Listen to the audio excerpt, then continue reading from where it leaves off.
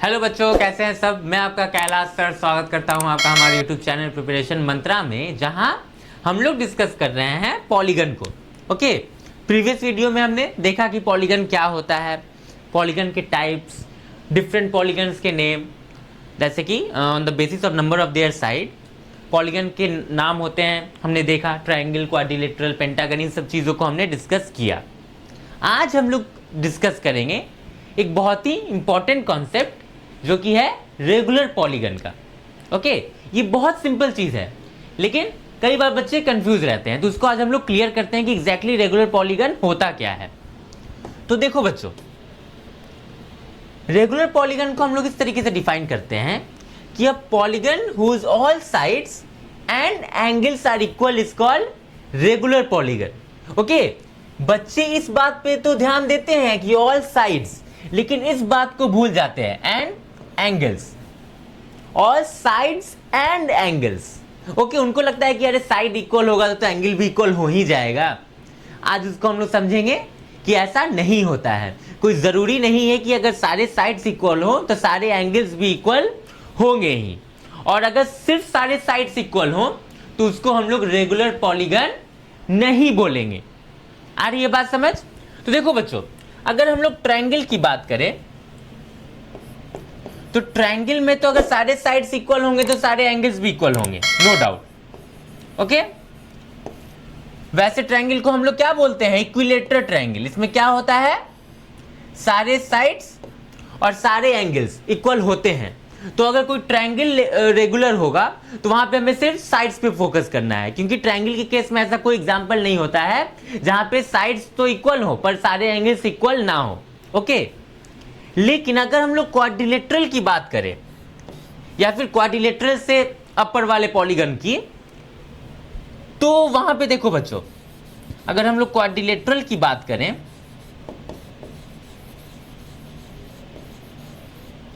तो क्वाड्रिलेटरल में हमें एक शेप पता है, रोम्बस, राइट। रोम्बस क्या होता है बच्चों? जिसके सारे साइड्स इक्वल होते हैं, राइट। रोम्बस ऐसा शेप होता है, ऐसा क्वाड्रिलेटरल होता है जिसके सारे साइड्स इक्वल होते हैं, लेकिन सारे एंगल्स इक्वल नहीं होते हैं। दैट इज वाई रोम्बस जो है वो रेगुलर पॉलीगन के अंदर नहीं आता है। अगर हम लोग बात करें रेगुलर पॉलीगन जिसके 4 साइड हैं, तो वो शेप होता है स्क्वायर का, राइट। स्क्वायर जो होता है वो एक ऐसा क्वाड्रिलेटरल है जिसको हम लोग रेगुलर क्वाड्रिलेटरल या फिर रेगुलर पॉलीगन बोल सकते हैं। क्यों? क्योंकि स्क्वायर का जो सारा साइड होता है और सारा एंगल होता है वो क्या होता है? इक्वल होता है, राइट। सारे साइड्स भी इक्वल होते हैं और सारे एंगल्स भी इक्वल होते हैं। आई बात समझ? रेगुलर पॉलीगन क्या होता है? एक ऐसा पॉलीगन जिसके सारे साइड और सारे एंगल इक्वल हो, वैसे पॉलीगन को हम लोग रेगुलर बोलेंगे। और जो ऐसा पॉलीगन नहीं है उसको हम लोग इरेगुलर बोल सकते हैं, राइट। तो मैंने यहां रेगुलर पॉलीगन का कॉन्सेप्ट, ओके, ये यहां इसलिए ज्यादा हाईलाइट हो रहा है क्योंकि कई बार बच्चे ये वाला मिस्टेक करते हैं। ओके, अगर सारे साइड्स इक्वल हैं तो उसको वो बोल देंगे रेगुलर आंख बंद करके। नहीं, वहां पे हमें देखना है कि सारे एंगल्स इक्वल हैं या नहीं। दोनों कंडीशन हमें फुलफिल होने चाहिए, सारे साइड्स और सारे एंगल, राइट। तभी उसको हम लोग रेगुलर बोलेंगे, अदरवाइज नहीं बोलेंगे। ठीक है, क्लियर है? चलो बच्चों, ये तो हो गया रेगुलर पॉलीगन का कॉन्सेप्ट। अब हम लोग आते हैं एक बहुत ही इंटरेस्टिंग कॉन्सेप्ट पे, जो कि कहता है कि अगर हमें कोई भी पॉलीगन दिया हुआ हो, नंबर ऑफ साइड कितने भी हो,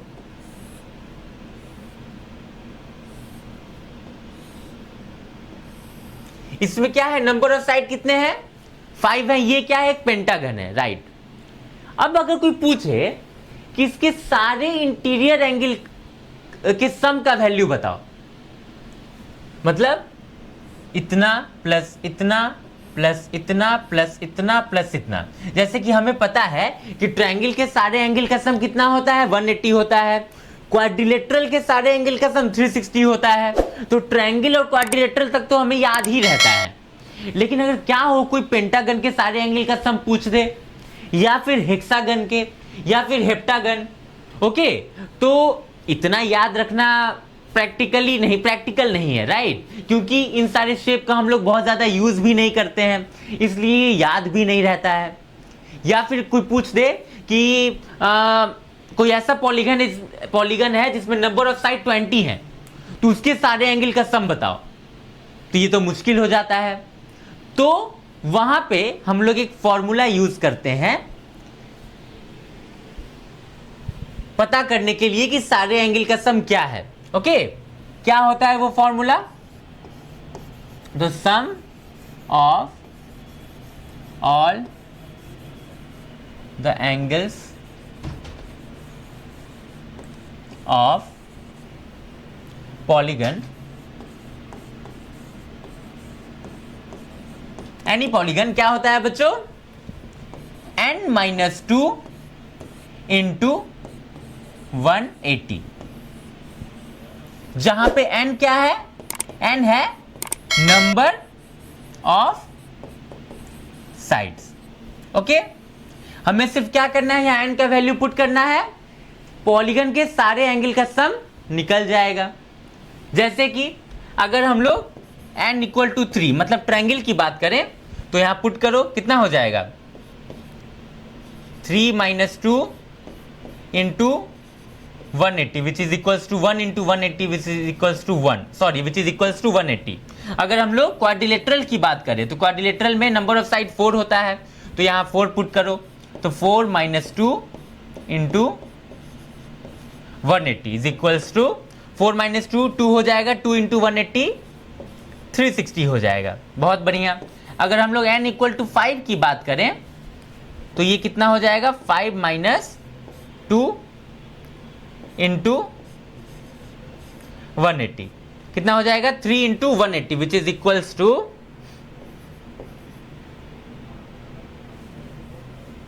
540,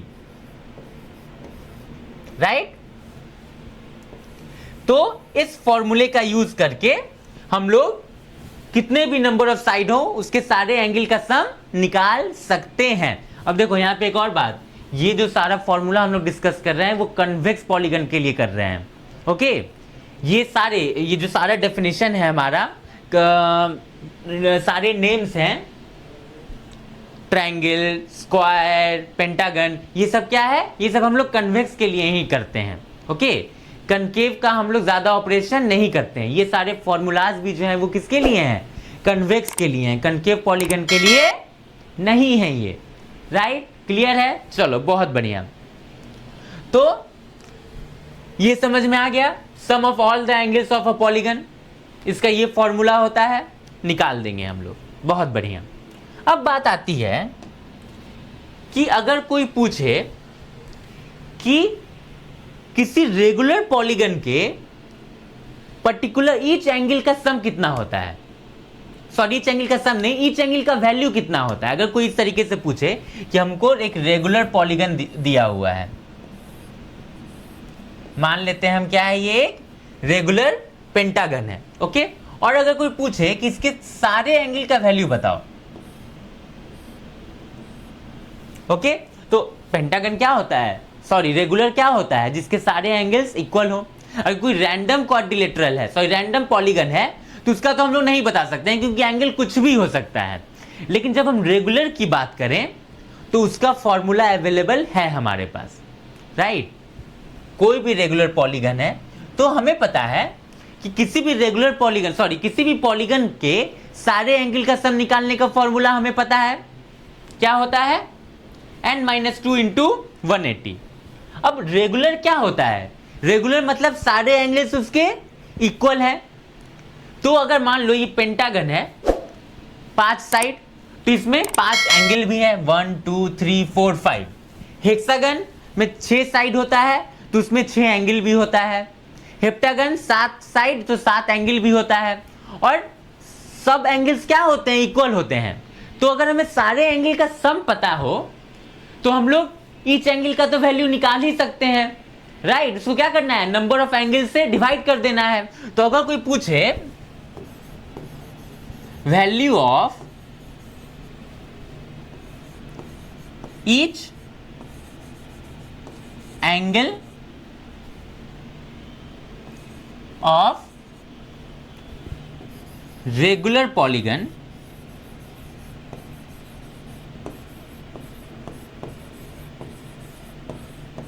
तो ये हमारा कितना हो जाएगा, sum of all the angles of a polygon का फॉर्मूला। ठीक है, ये होता है, उसको हम लोग को किससे डिवाइड करना पड़ेगा, नंबर ऑफ साइड से, क्योंकि जितना नंबर ऑफ साइड है उतना ही नंबर ऑफ एंगल भी होता है, तो उसको हम लोग n से डिवाइड कर देंगे।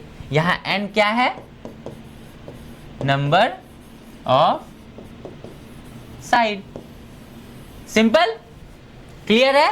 तो ये फॉर्मूला और ये फॉर्मूला दोनों याद होना चाहिए। सिंपली अगर ये फॉर्मूला याद रहेगा तो ये फॉर्मूला हमें याद हो ही जाएगा, सिर्फ क्या करना है, उसको n से डिवाइड कर देना है, राइट। ये दोनों बड़ा ही इंपॉर्टेंट फॉर्मूला है, इससे क्वेश्चंस बहुत सारे आते हैं हमारे 8th के एग्जाम में। तो एग्जाम पॉइंट ऑफ व्यू से भी देखा जाए तो ये दोनों फॉर्मूलाज बहुत इंपॉर्टेंट है, ओके। और साथ में कॉन्सेप्ट भी, ये फॉर्मूला हुआ कैसे, राइट। ये फॉर्मूला कैसे हुआ, क्योंकि रेगुलर पॉलीगन के सारे, किसी भी पॉलीगन के सारे एंगल का सम हमें पता होता है, पता कर सकते हैं। अगर वो रेगुलर है मतलब सारे एंगल्स क्या होंगे, इक्वल होंगे, तो सिंपली हमें सम ऑफ ऑल द एंगल्स को नंबर ऑफ साइड से, मतलब नंबर ऑफ एंगल्स से डिवाइड कर देना है, और जितना नंबर ऑफ साइड होता है उतना ही नंबर ऑफ एंगल भी होता है। क्लियर है चीजें, चलो बहुत बढ़िया। आज के लिए इतना ही, मिलते हैं नेक्स्ट वीडियो में। तब तक के लिए अगर आप हमारे चैनल पे न्यू हैं तो चैनल को सब्सक्राइब करें, वीडियो को लाइक करें और अपने दोस्तों के साथ ज़्यादा से ज़्यादा शेयर करें। Thank you.